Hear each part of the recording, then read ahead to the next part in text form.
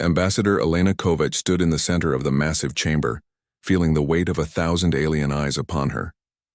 The Galactic Council Station floated in neutral space, a structure so vast it could swallow Earth's moon. She had been here before, twice in fact, with the same request. Today marked the third attempt, and deep in her gut she already knew the answer.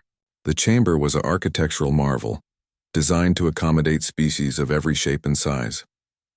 Aquatic tanks held the Depth Collective, their bioluminescent bodies pulsing with what Elena had learned to recognize as contempt. Crystalline luminarcs floated in zero-gravity sections, their faceted bodies refracting light into rainbow patterns. And on the central dais, the insectoid Virtok dominated the space, their chitinous armor gleaming under the artificial lights. High Arbiter Zexthal leaned forward, his mandibles clicking in a rhythm that the translation device rendered as dismissive laughter. Elena kept her face neutral, a skill she had perfected during her years in the military before becoming Earth's chief diplomat. Ambassador Kovac, Zexthal's voice echoed through the chamber, translated into hundreds of languages simultaneously. The Council has reviewed humanity's petition for full membership. For the third consecutive cycle, we must decline. Elena had expected this, but hearing it spoken aloud still sent a flash of anger through her chest. She buried it deep, maintaining the diplomatic mask that had served her so well. May I ask the Council's reasoning? A luminarch named Crystal Choir chimed in, its voice like bells. Your species presents unique challenges. You evolved on a Class 12 death world. Such planets produce inhabitants with concerning traits. Concerning traits, Elena repeated slowly. We have complied with every demand the Council has made. We reduced our military fleet by 60%. We opened our borders to Council inspectors. We ceased expansion beyond our 12 colony worlds. What more do you require? Zexthal's compound eyes fixed on her, and Elena saw something in that alien gaze that made her blood run cold. It was not fear or caution. It was disgust. You misunderstand, Ambassador. It is not what you do that concerns us. It is what you are. The chamber fell silent. Even the constant background hum of translation devices seemed to pause. Your world should have killed you, Zexthal continued. Gravity 1.3 times galactic standard. Predators that hunt in packs. Diseases that evolve faster than any known pathogen. Weather patterns that can destroy entire cities. Tectonic activity that reshapes continents. And yet you survived. More than survived, you thrived. You built civilizations in the harshest environments. You conquered your own world through sheer brutality. Elena's hands clenched into fists at her sides. We survived through cooperation, through innovation, through the same intelligence that every species in this chamber used to reach the stars. No, Zexthal's voice turned sharp. You survived through violence. It is encoded in your very DNA.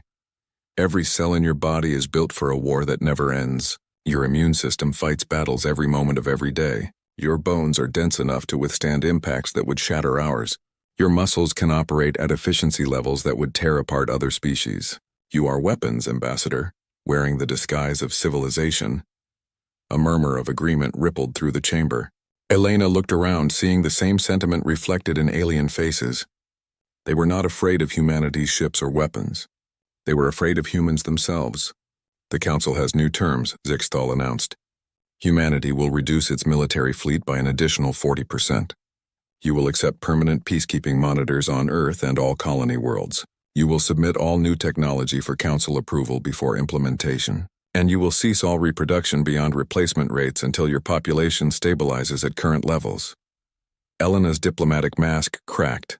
You are asking us to disarm completely and stop having children. That is not membership. That is subjugation. That is protection, Crystal Choir chimed.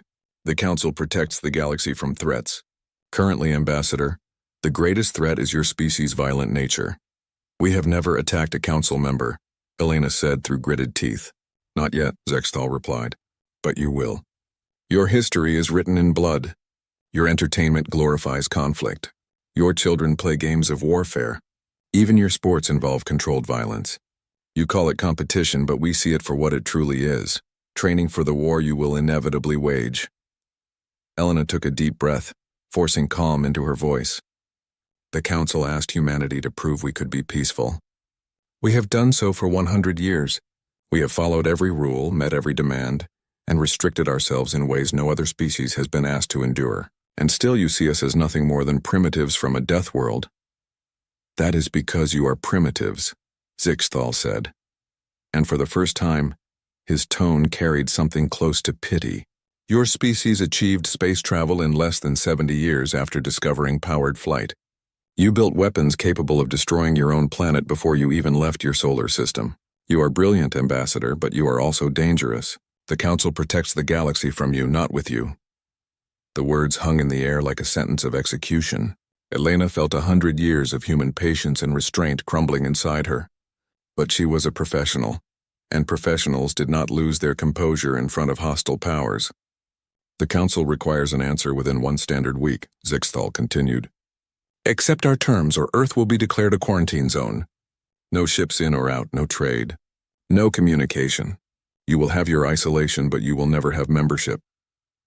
Elena straightened her spine, drawing herself up to her full height. In Earth's gravity, she stood 1.7 meters tall.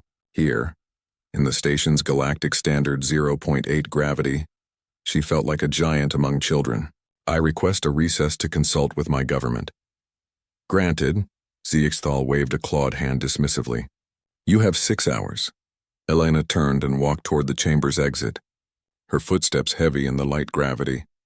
Dr. Sarah Chen, humanities xenobiologist and cultural liaison, fell into step beside her. Sarah's face was carefully neutral, but Elena could see the fury in her eyes. They passed through corridors filled with alien species, all of whom moved aside quickly. Elena noticed how they watched humans walk, studying the way Earth's children moved through the lighter gravity, with the casual power of apex predators. The aliens did not see scientists or diplomats when they looked at humans. They saw monsters wearing human skin. As they approached the docking bay where the human delegation's ships waited, Elena caught sight of the viewing port. Through the transparent aluminum, she could see the human convoy. 3 diplomatic vessels, small and unarmed according to Council regulations, but surrounding them, like sharks circling prey, were dozens of alien warships. Council escort vessels, they were called. Prison guards would be more accurate. The UN's Indomitable sat in the center of the convoy, humanity's flagship and the pride of the Earth United Naval Service. Captain Marcus Webb would be aboard, waiting for her report, waiting for orders. Elena's personal communicator vibrated. She pulled it from her pocket and read the encrypted message. It took her a moment to decode it, but when she did, her heart began to beat faster. The message was from Earth Defense Command, signed by Admiral Kowalski himself. It contained only 7 words, but those 7 words changed everything. Operation Steel Resolve is authorized. Await signal. Elena looked at Sarah, then back at the viewing port where alien warships surrounded human vessels like a noose. She thought about Zixthal's words, about 100 years of human restraint treated as weakness, about an entire species judged not by their actions but by the world that birthed them. She smiled, and it was not a diplomatic smile. It was the smile of a predator who had finally been given permission to bare her teeth. Sarah, Elena said quietly, tell Captain Webb I will be returning to the Indomitable within the hour, and tell him to prepare the ship for immediate departure. What about the Council's deadline? Sarah asked. Elena's smile widened. They gave us 6 hours to decide. I have already decided, but first I think it is time the Council learned something important about Deathworlders. What is that? We are very, very good at patience, Elena said. Right up until the moment we are not. The shuttle ride back to the Indomitable gave Elena time to think. Through the viewport, she watched the stars drift past, each one representing worlds she would never visit, species she would never meet, all because humanity came from the wrong kind of planet. The injustice of it burned in her chest like acid. Her mind drifted back to the beginning, to first contact. She had been a young lieutenant then, fresh out of the academy and full of hope. The day the Virtok ships appeared in Earth's orbit had been the greatest moment in human history. Humanity was not alone. The galaxy was full of life, of civilizations that had mastered the stars thousands of years before humans even invented writing. She remembered the excitement, the celebrations in every city on Earth. Finally, humanity would take its place among the galactic community. Finally, the wars and divisions that had plagued human history would seem small compared to the vast universe waiting to be explored. That optimism had lasted exactly 3 days. The Virtok scientists had analyzed, Earth, with their advanced sensors, measuring everything from gravity to atmospheric composition. When they delivered their report, the excitement died. Earth was classified as a Class 12 death world, one of the most hostile environments in known space. Only 17 other worlds in the entire galaxy shared that classification, and none of them had produced sentient life until humanity. The Virtok explained that most species evolved on worlds with gravity below 0.8 standard, with stable climates and abundant resources. Conflict was rare because resources were plentiful. Predators were small and easily avoided. Disease was uncommon. These paradise worlds produced peaceful species who reached the stars through cooperation and slow, steady progress. Earth was different. Earth was a nightmare world where everything tried to kill you. Humans evolved in 1.3 gravity, which made their bones dense and their muscles powerful. They came from a world of ice ages and volcanic eruptions, of predators with claws and teeth, of microscopic organisms that evolved faster than any defense. Humans learned to hunt in packs, to make weapons, to fight and kill because that was the only way to survive. The Virtok made their position clear. Humans were dangerous. Not because they chose to be, but because their biology left them no choice. Elena shook her head, pulling herself back to the present. The shuttle was docking with the Indomitable now, the mechanical clamps engaging with a solid thunk that she felt through the hull. Captain Marcus Webb was waiting for her in the docking bay. He was a tall man, even by human standards, with gray hair and a face that looked like it had been carved from granite. He had served in the Earth United Naval Service for 30 years, and he carried himself with the confidence of someone who had faced death and walked away. "Ambassador," Webb said, his voice formal but his eyes questioning. "Captain," Elena replied, "we need to talk privately."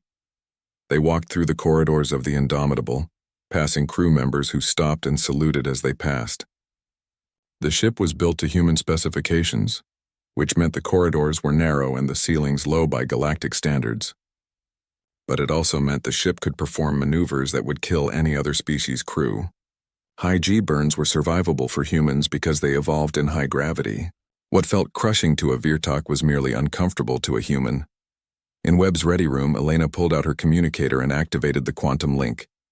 The device hummed to life, creating a secure connection that could not be intercepted or monitored. Within seconds, faces appeared on the screen. The governors of humanity's 12 colony worlds, Admiral Kowalski from Earth Defense Command, and Dr. Sarah Chen, who had returned to her own ship. "Report," Kowalski said without preamble. He was an old soldier, not given to small talk. Elena told them everything. The Council's demands, the insults, the barely concealed contempt. When she finished, the screen was silent for a long moment. 40% reduction, the governor of Mars said finally. That would leave us with barely enough ships to patrol our own systems. And the reproduction restrictions, the governor of Titan added. They are asking us to slowly die out. They are asking us to surrender, Elena corrected. Not in words, but in effect. They want humanity neutered, monitored, and controlled. What are our options? Kowalski asked. Elena glanced at Webb, who nodded. Operation Steel Resolve, she said. It is time. Dr. Chen's face appeared larger on the screen. She had been working on something Elena knew, some kind of analysis of council species. Before we commit to this, you all need to understand what we are dealing with. I have spent 10 years studying every council species, and I have found something important. Go on, Kowalski said. Every single council species evolved on what we would call paradise worlds, Sarah explained. Low gravity, stable climates, abundant resources. They have never known true hardship. Their wars are ceremonial, fought with strict rules and minimal casualties. The concept of total war, of fighting for survival, is completely foreign to them. So they are soft, the Mars governor said. More than soft, Sarah continued. They are fragile. The average Virtok can be killed by impacts that would just bruise a human. The Luminarchs require specific atmospheric conditions or they begin to deteriorate. The Depth Collective cannot survive outside their tanks for more than an hour. They are advanced, yes, but they are also vulnerable in ways they do not even recognize. And they fear us because we are not, Elena said, understanding dawning. Exactly, Sarah said. They do not fear our weapons or our ships. They fear what we represent. A species that should have died but instead conquered their own world.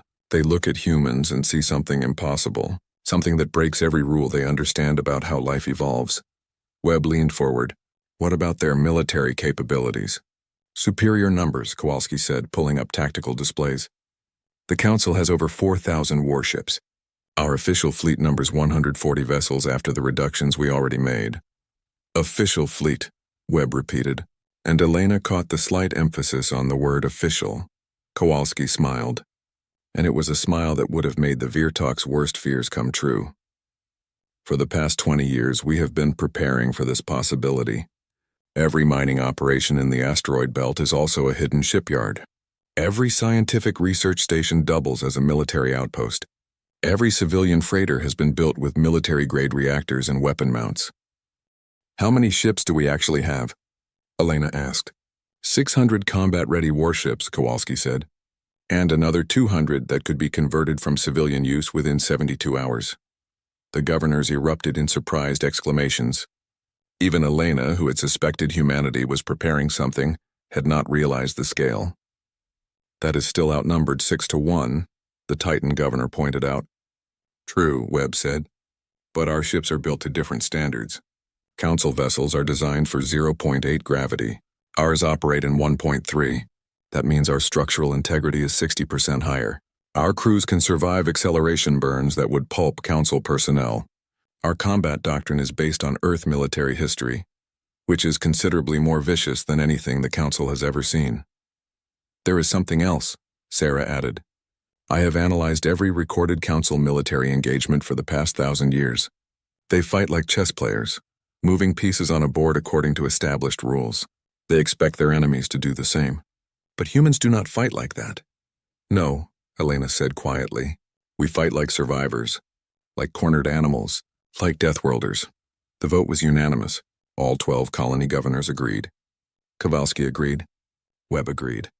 Even Dr. Chen, who had dedicated her life to understanding and building bridges with alien species, agreed. Humanity had tried peace. They had tried compromise. They had tried patience. It was time to try something else. There is one problem, Elena said. The Council has detained the colony ship New Hope. 15,000 civilians on their way to establish a settlement. The ship was intercepted 3 hours ago by a Virtok battle group. The screen went silent. They are hostages, the Mars governor said. Yes, Elena agreed. And that gives us the justification we need. They have moved from insults to action. They have taken our people. Then we go get them, Kowalski said. Operation Steel Resolve is now active. Captain Webb, prepare your fleet for immediate deployment. Ambassador Kovac, I believe you have one more meeting with the Council. Elena smiled, and it was not a diplomatic smile. Yes, I do. And I think it is time they learned something important about humans. What is that? Sarah asked. We tried to show them we were civilized, Elena said. Now we will show them why our world tried so hard to kill us. And why it failed. The quantum link disconnected. Elena stood, straightening her diplomatic jacket. In 6 hours she would return to the Council chamber. But this time she would not be begging for acceptance. This time she would be delivering an ultimatum. Captain Webb stood as well. I will prepare the fleet. How much time do I have? 1 hour, Elena said. After that, the Council will learn what happens when you take a Deathworlder's family. Webb nodded and left the room. Elena stood alone for a moment, looking out the viewport at the distant stars. Somewhere out there, 15,000 humans were prisoners. Somewhere out there, 4,000 alien warships thought themselves invincible. They were about to learn differently. Elena left the ready room and headed back to her shuttle. She had 1 hour to return to the Council station. 1 hour before everything changed. Peace was about to end. And it would end the moment the human fleet moved. Elena walked back into the Council chamber exactly 1 hour after leaving it. The alien delegates were still there, waiting with the patient superiority of species who believed time was on their side. High Arbiter Zexthal looked up as she entered, his mandibles clicking in what might have been amusement. Ambassador Kovac, we did not expect you back so soon. Has Earth decided to accept our terms? Elena walked to the center of the chamber, her footsteps echoing in the vast space. She did not bow, did not show any of the deference that Council protocol demanded. Instead, she stood straight, her hands clasped behind her back in a military parade rest that made several aliens shift uncomfortably. No, Elena said simply. Earth rejects your terms. All of them, the chamber erupted. Delegates shouted in hundreds of languages, the translation devices creating a cacophony of outrage and disbelief. Zixtal raised his clawed hands for silence, and gradually the noise subsided. You reject our terms, Ixtal repeated slowly. You understand this means quarantine. Earth will be cut off from all galactic trade, all communication, all contact with Council space. I understand, Elena said. But before you implement this quarantine, I suggest you return the 15,000 civilians you are currently holding hostage. Ixtal's compound eyes widened slightly. Hostage? The colony ship New Hope is being held for routine inspection. Standard security procedures. With a battle group of 40 warships? Elena asked. That is not routine inspection. That is detention. You are holding our people to force our compliance. We are ensuring they do not violate quarantine zones, Zixtal said smoothly. The Council has decided that humanity's expansion must be monitored. The New Hope was traveling to an unapproved world. A world we surveyed and claimed 10 years ago, Elena shot back. A claim the Council never disputed until now. Zixtal leaned forward, and Elena saw the calculation in his alien features. He thought he held all the cards. He thought humanity would back down when faced with overwhelming force. Perhaps this situation could be resolved if Earth reconsidered its position. Accept our terms and the New Hope will be released immediately. Elena smiled, and several nearby delegates actually flinched. You have 1 hour to release that ship and its passengers unharmed. The chamber fell completely silent. Even the background hum of translation devices seemed to fade. Zixtal stared at her, and for the first time Elena saw genuine confusion on his alien face. You are making demands? You? Zixtal's voice rose. Ambassador, perhaps you do not understand your situation. Let me make it clear. He activated the chamber's holographic display, and suddenly the air filled with images. The New Hope floated in space. A massive colony ship designed to carry 15,000 people, and all the equipment needed to start a new world. Surrounding it were 40 Virtok warships, their weapons clearly visible. Your colony ship is secured, Zixtal said. It will be returned when humanity accepts additional security protocols. You are in no position to make demands. Elena looked at the hologram, then back at Zixtal. Her smile never wavered. 1 hour, or what? Crystal Choir chimed in, the Luminarch's voice carrying genuine curiosity. You have 140 warships against our 4,000. Your fleet is scattered across your 12 colony worlds. Even if you gathered every ship, you would be outnumbered 30-1. What can you possibly threaten us with? You will find out in 59 minutes if you do not release our people, Elena said calmly. Ixtal's mandibles clicked rapidly, a sign of agitation. This is absurd. You cannot threaten the Council. You cannot. His words cut off as alerts began flashing throughout the chamber. Delegates looked at their personal devices, their alien faces showing confusion, then alarm, then something close to fear. What is happening? Zixtal demanded. One of his aides scurried forward, clicking rapidly. High Arbiter, our monitoring stations are reporting anomalies. Human vessels are disappearing from our sensors. Disappearing? Zixtal's voice rose to a screech. Ships do not just disappear. They are not disappearing, Elena said quietly. They are moving, and they are being joined by others. On the holographic display, the chamber's tactical systems began updating. Red icons appeared representing human ships. First dozens, then hundreds. Council monitoring stations across the galaxy were detecting the same thing. Humanity's fleet was mobilizing, and it was far larger than anyone had believed possible. Impossible, Zixtal whispered. You only have 140 warships. We counted them.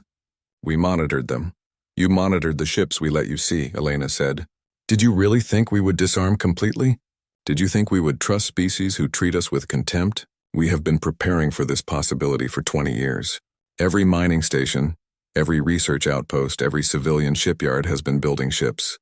Not the civilian freighters you expected, but warships. Quietly, secretly, and now they are all moving. The holographic display showed the truth of her words. Human ships were converging from across known space, their transponders now broadcasting military identification codes. The number climbed steadily, 200, 300, 400. 600, Elena said as the count stabilized. 600 combat-ready warships, Captain. All of them built to withstand the gravity and conditions of a Class 12 death world. All of them crewed by people who evolved to survive the impossible. Zexthal stared at the display, his alien features showing an emotion Elena had never seen from a Vertok before. Fear. What are you doing? I am giving you a choice, Elena said. Release the New Hope, or learn what Deathworlders are capable of when you threaten their families. This is insanity, Crystal Choir chimed. You are still outnumbered 6-1. You cannot win a war against the Council. Perhaps not, Elena agreed. But we can make you regret starting one. How many of your ships are you willing to lose? How many of your people are you ready to sacrifice? Because I promise you, High Arbiter, if you force this fight, we will take as many of you with us as we can. The tactical display suddenly updated again. 3 human destroyers had just entered the same system as the New Hope. The Vertok battle group that had seemed so overwhelming moments ago now faced a direct challenge. Call them off, Zexthal shrieked. Order your ships to stand down. No, Elena said simply. You wanted to know what humans are capable of. Now you will see. Those 3 destroyers have orders to retrieve our people. Your battle group can withdraw, or it can try to stop them. On the display, the engagement began. The entire council chamber watched in stunned silence as the battle unfolded in real time. The Vertok commander, confident in his 40-3 advantage, ordered his fleet to surround the human destroyers. It was a classic council tactic, overwhelming force applied from all sides, forcing surrender without significant casualties. The human ships did not surrender. Instead, they accelerated, not the gentle burns that council ships used, but full combat acceleration that pushed human crews deep into their reinforced seats. The G-forces would have killed any council species instantly. For humans, it was merely painful. The human destroyers moved like nothing the council had ever seen. They did not follow the predictable patterns of council warfare. They spun and dove using 3-dimensional space in ways that seemed impossible. Their targeting systems, designed by minds that had evolved tracking prey across African plains, locked onto Vertok ships with terrifying accuracy. The first Vertok ship died in seconds, a human railgun, firing projectiles at a significant fraction of light speed, punched through its shields and armor like they were not there. The ship's reactor breached and it vanished in a flash of light. Then the second ship died, and the third. The Vertok battle group tried to fall back into defensive formation, but the human ships were already among them. At close range, where council tactics called for careful maneuvering and precision strikes, the humans fought like brawlers in a street fight. They rammed when necessary, using their reinforced hulls as weapons. They fired at point-blank range, trading armor for certain kills. It was brutal. It was vicious. It was warfare as humanity had practiced it for thousands of years, now brought to space. 11 minutes after the engagement began, it was over. 38 Vertok ships were destroyed or disabled. The remaining 2 had fled. The 3 human destroyers had damage, some of it severe, but all 3 were still combat capable. And the New Hope was free. The council chamber was absolutely silent. Every delegate stared at the tactical display, unable to process what they had just witnessed. 3 ships had destroyed a battle group. 3 ships crewed by Deathworlders had just rewritten the rules of space combat. Elena let the silence stretch for a long moment before speaking. That was 3 ships, High Arbiter. We have 600 more, and every single one is crewed by humans who just watched you take their families hostage. How many more Vertok ships are you willing to lose? Zexthal seemed to have lost the ability to speak. It was Crystal Choir who finally responded, the Luminarch's chiming voice subdued. What do you want? What we have always wanted, Elena said. Respect, recognition. To be judged by our actions, not by the world we come from. But since you seem incapable of giving us that, we will settle for something simpler. Leave us alone. The Council cannot allow, Dixthal began. The Council has no choice, Elena interrupted. You can recognize our sovereignty and our territorial claims, or you can try to enforce your will with military force.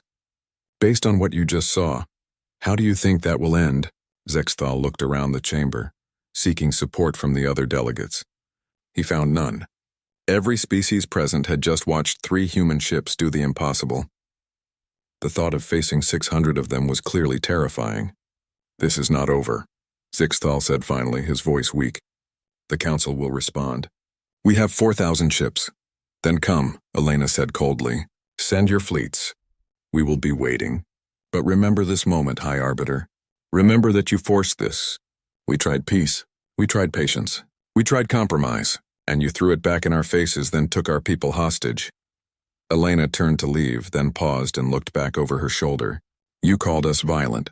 You called us primitives. You said we were weapons wearing the disguise of civilization. Maybe you were right. But you made one critical mistake. What mistake? Zexthal asked. You forgot that weapons can be pointed at you. Elena walked out of the chamber, leaving behind a council that had just learned a terrible truth. Deathworlders were not just dangerous because of what they could do. They were dangerous because they would actually do it. Behind her, the tactical displays continued updating as human ships moved into defensive positions around every colony world. The message was clear. Humanity would not be conquered, would not be controlled, and would not go quietly into the night. Peace had ended, and it had ended the moment the human fleet moved. 72 hours after the New Hope incident, the Council made its decision. High Arbiter Zexthal, his pride wounded and his authority challenged, ordered the first response fleet to intercept the human armada. 800 warships representing 12 different Council species gathered at Kepler Junction, a strategic waypoint that controlled access to dozens of Council worlds. Admiral Shalara, a luminarch with centuries of military experience, commanded the fleet from her flagship, the Eternal Radiance. She had studied the recordings of the New Hope engagement obsessively, trying to understand how 3 human ships had defeated 40 Virtok vessels. Her conclusion was simple.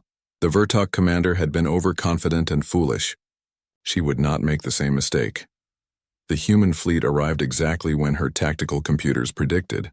600 ships dropped out of faster-than-light travel in a ragged formation that made Shalara's tactical officers shake their heads in dismay. The humans flew like pirates, not a proper military force. No geometric patterns, no coordinated spacing. It was chaos. Shalara opened a channel on all frequencies. Human vessels, you are ordered to stand down. You face overwhelming force. Surrender, and the Council will show mercy. The response came from the UEN's indomitable humanities flagship. Captain Marcus Webb's face appeared on her screen, and Shalara was struck by how predatory human features were. Forward-facing eyes designed for tracking prey, teeth that could tear flesh. This was what evolution on a death world created, Admiral, Webb said, his voice calm. You wanted to see what Deathworlders can do. Now you will learn. The channel closed. Shalara gave the order to attack. The Council fleet moved into position with practiced precision. 800 ships arranged themselves in a sphere formation, surrounding the human fleet from all sides. It was the standard Council tactic for dealing with numerically inferior forces. Cut off all escape routes, apply pressure from multiple vectors, force surrender through the simple mathematics of superior firepower. The human fleet did not try to escape. They did not try to negotiate.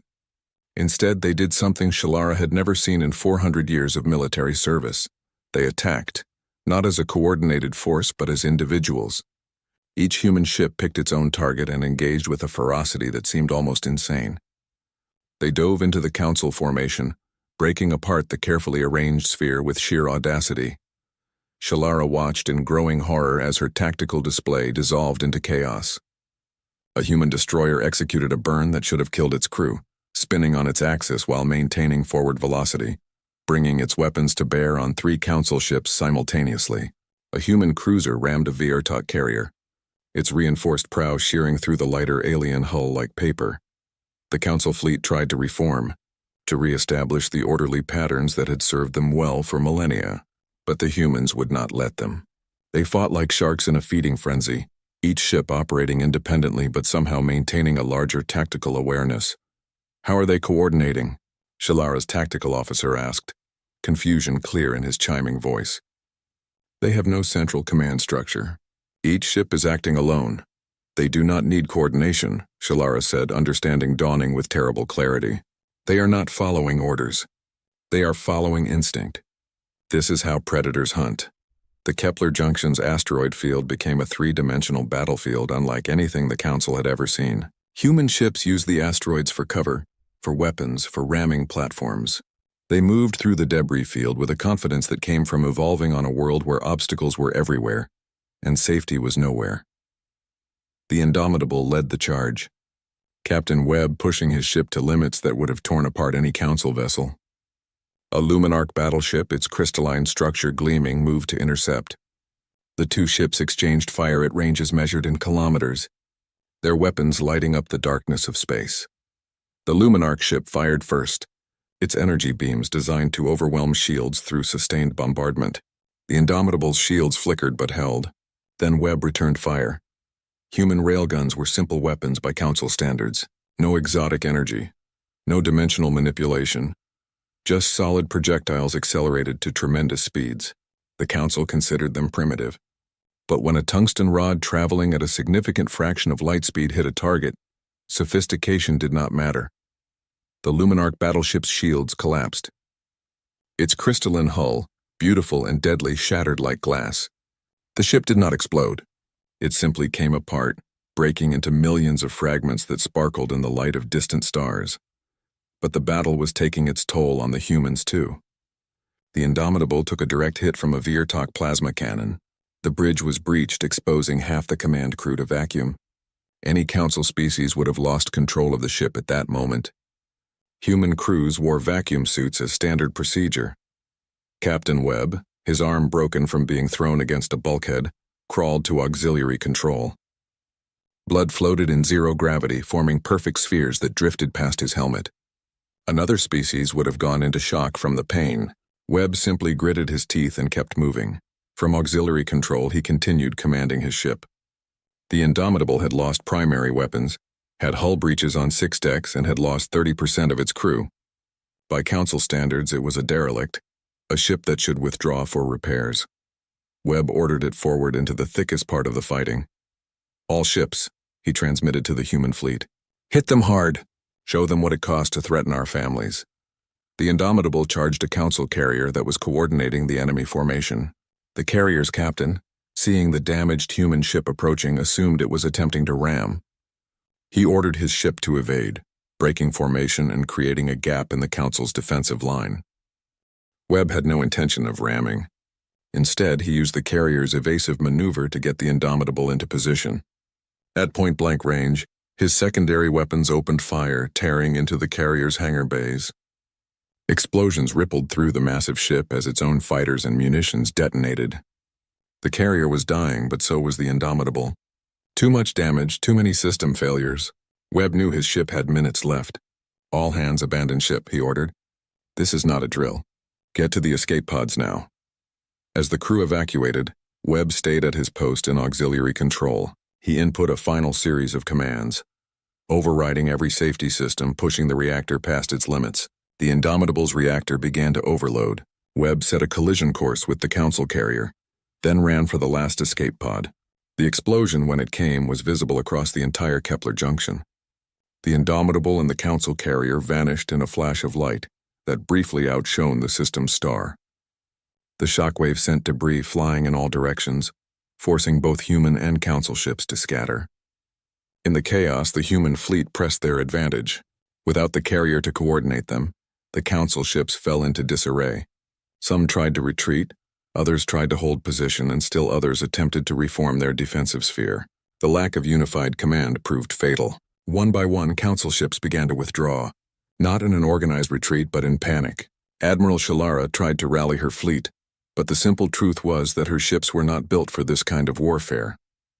They were designed for the calculated conflicts of Council space, where battles were fought according to established rules and ships withdrew when damage reached certain thresholds. The humans had no such rules.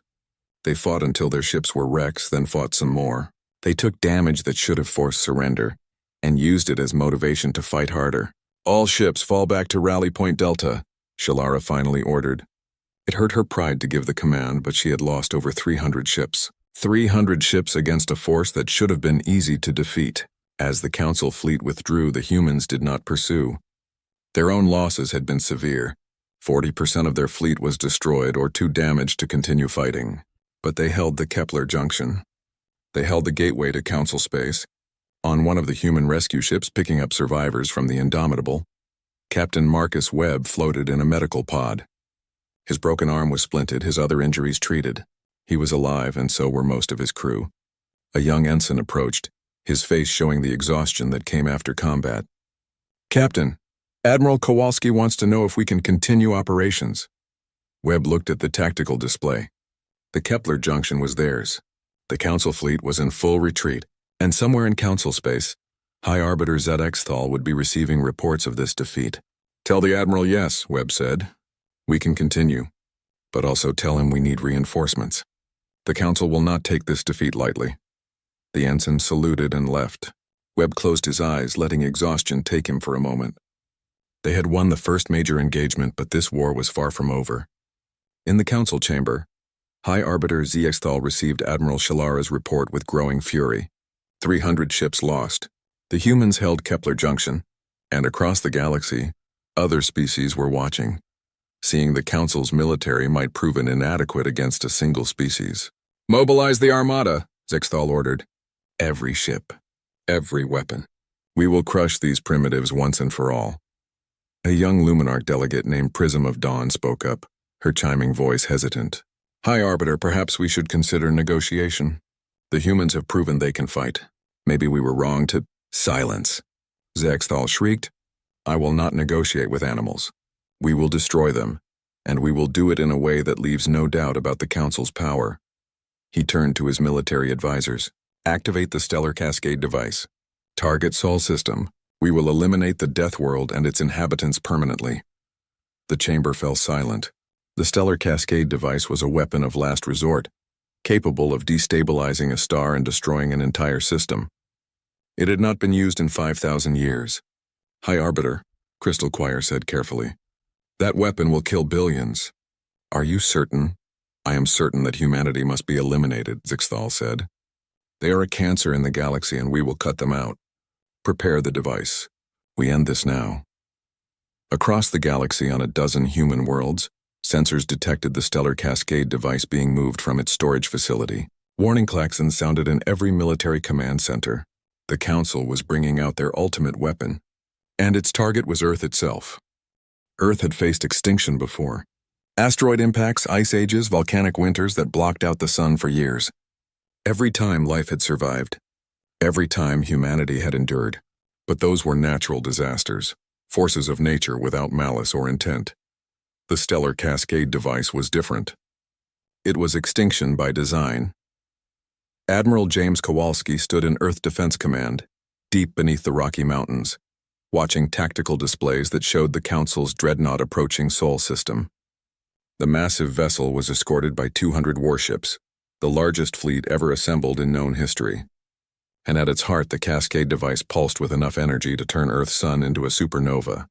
8 billion people looked to the sky, knowing what was coming. The news had spread within hours of the device's activation. There was no panic, no riots, no desperate scrambles for shelter. There was no shelter from what was coming.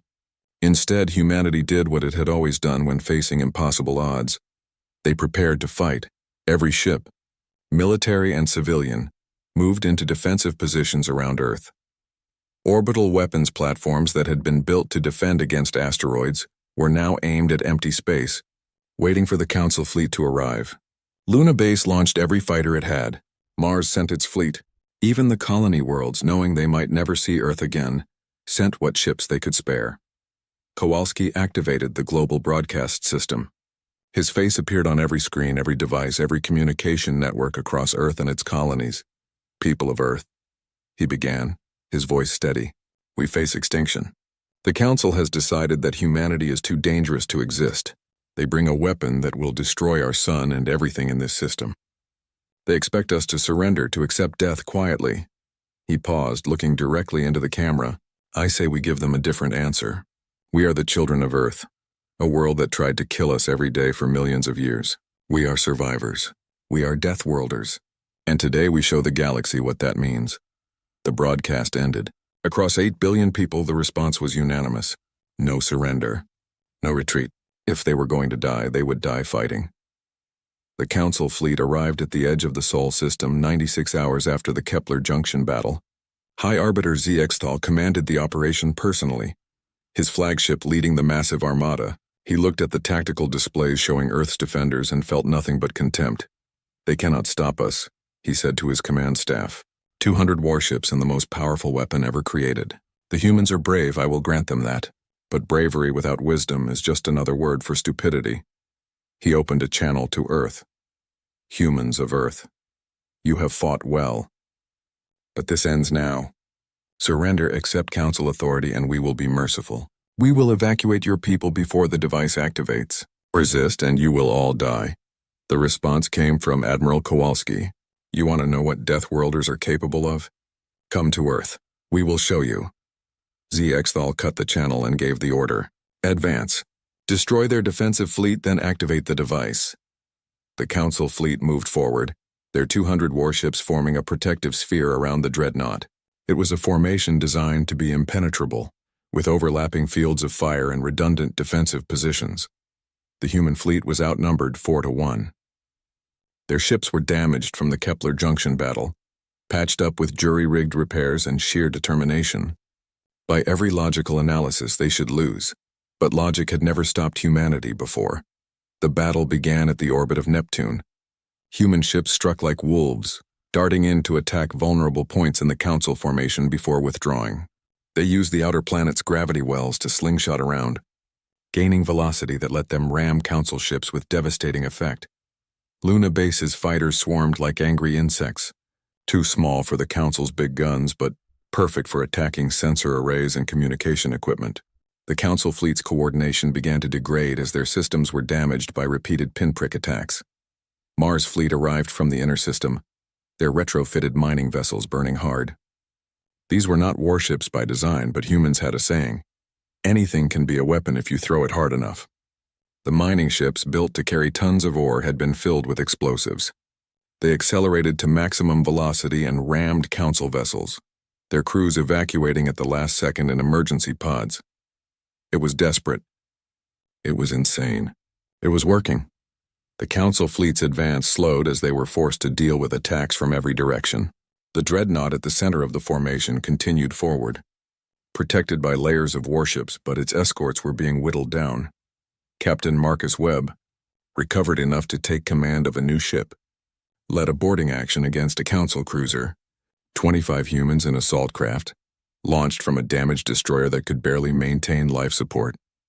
They crashed through the cruiser's hangar bay and fought their way inside. The Council crew had never experienced boarding actions before. Warfare in space was supposed to be clean, fought at distance with energy weapons and missiles. The idea of enemy soldiers inside your ship fighting deck by deck was something from their ancient history. The humans fought with a savagery that turned the Council crew's fear into panic. These were not soldiers fighting for territory or resources. These were defenders fighting for their home, for their families, for their species' survival. Every human knew that if they failed, Earth would burn. Webb's team reached the cruiser's reactor and planted charges. As they evacuated, the ship's captain tried to negotiate their surrender. Webb's response was short: "We are not here to take prisoners." The cruiser exploded, taking 2 nearby Council ships with it in the debris field. But the victories were temporary. The human fleet was being destroyed. For every Council ship they took down, they lost 2 of their own. The mathematics of the battle were clear. Humanity would lose. The dreadnought reached firing position in Earth's orbit.